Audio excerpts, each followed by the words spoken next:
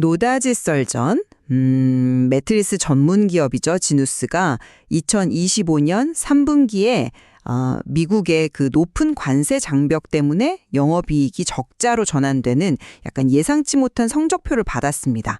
하지만 동시에 또 매트리스 가격 인상을 단행하고 중국 생산을 대체할 캄보디아 신공장을 가동하는 등 위기 극복을 위한 움직임도 발빠르게 보여주고 있거든요. 그래서 오늘 저희가 던지는 질문은 이겁니다.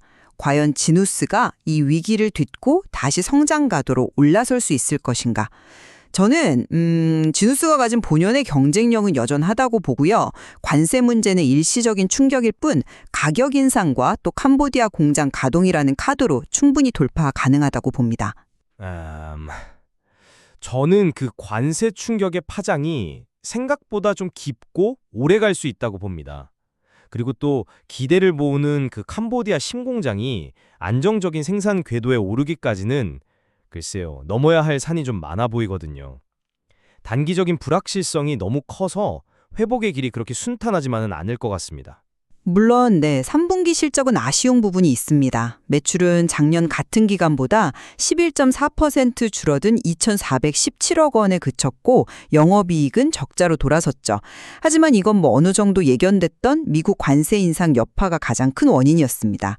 중요한 건 주요 고객사들하고 매트리스 가격 인상 협상을 모두 마무리했고 10월부터 인상된 가격이 적용되고 있다는 점입니다. 따라서 4분기에는 매출 총이익률, 그러니까 GPM이 개선되는 것은 이건 확실하다고 봐야죠. 네, 하지만 그 3분기 GPM이 26.3%로 보통 30% 초반대를 유지하던 것에 비하면 3.3%포인트나 급락한 건 이건 상당히 충격적입니다. 10월에 가격 인상이 이루어졌다고는 하지만 보통 소비자들이 오른 가격에 적응하고 실제 주문으로 이어지기까지는 있잖아요. 통상 2, 3개월은 걸리지 않습니까? 그렇다면 4분기에도 주문 회복이 좀 더딜 수 있고 이건 실적 개선폭을 제한할 수 있다는 거죠. 고객사들도 재고 부담 때문에 보수적으로 움직인다는 이야기도 들리고요. 과거에도 가격 인상 후에 한 2, 3개월 정도 일시적인 판매량 감소는 있었습니다. 하지만 지누스의 제품 경쟁력이나 시장 지위를 생각하면 그 이후에는 빠르게 회복하는 패턴을 보여왔거든요. 그리고 3분기에 지연됐던 일부 매출이 4분기에 반영될 가능성도 있고요. 더 근본적으로는 역시 캄보디아 신공장이 가동을 시작했다는 점에 주목해야 합니다. 이게 단순히 관세를 피하는 걸 넘어서 공급망 다변화라는 장기적인 생존 전략의 핵심이거든요. 8월에 가동 시작했고 9월에 첫 선적, 계획대로 순조롭게 진행 중이고요. 4분기부터는 그 수익성이 좋은 ODM 모션 베드, 그러니까 우리가 직접 설계하고 생산까지 맞는 방식의 제품 생산이 본격화됩니다. 그 장기 전략의 중요성은 저도 알겠습니다만 캄보디아 공장은 정말 이제 막 걸음마를 뗀 상태잖아요. 생산 숙련도가 아직 낮아서 초기 불량률이나 원가 부담이 클 수밖에 없고 또 중국에 비해서 해상 운송 거리도 멀고 물류 비용도 더 들고요. 실제 공장 가동률도 보니까 80% 초반으로 오히려 직전 분기보다 약간 떨어졌어요. 가동률 90% 이상의 완전 안정화는 글쎄요, 2026년 하반기에나 가능할 것으로 보이는데 그럼 단기적인 실적 기여는 매우 제한적일 수밖에 없지 않나. 이 초기 비용과 물류 비효율성을 상쇄할 만큼 단기 효과가 정말 있을까 하는 의문이 드는 거죠. 네, 그 초기 어려움은 당연히 예상된 부분입니다. 하지만 회사는 2026년까지 연간 100만 개 이상 생산 체제를 갖추고 향후 2, 3년 안에 중국 생산량의 상당 부분을 대체한다는 명확한 목표를 가지고 있습니다.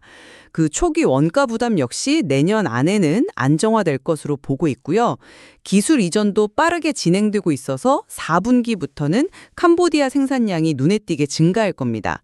그리고 또 잊지 말아야 할 게 인도네시아 공장에 대해서는 반덤핑 관세가 0%로 유지되고 있다는 점입니다. 이건 여전히 강력한 가격 경쟁력 우위거든요. 재고 조정이나 운영 효율화를 통해서 재무 건전성 지표들도 개선되고 있고요.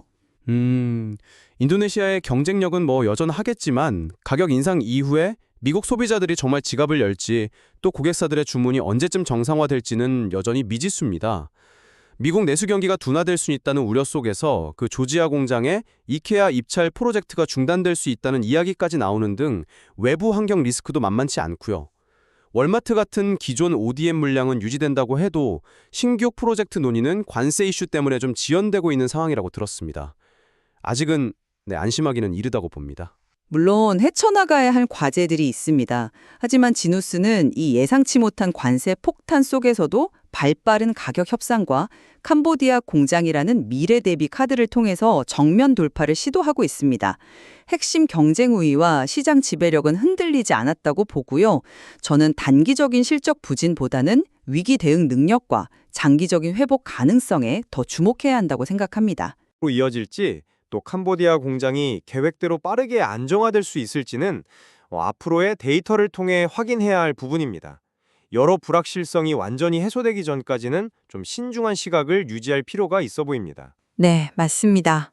지누스는 분명 중대한 기로에 서 있습니다. 관세 위기를 슬기롭게 넘기고 캄보디아 공장을 성공적으로 안착시키는지가 앞으로의 향방을 갈 핵심이 될 것입니다. 네, 시청자 여러분께서도 지누스가 이 어려운 시기를 어떻게 극복해 나갈지 여러 관점에서 관심 있게 지켜보시면 흥미로울 것 같습니다.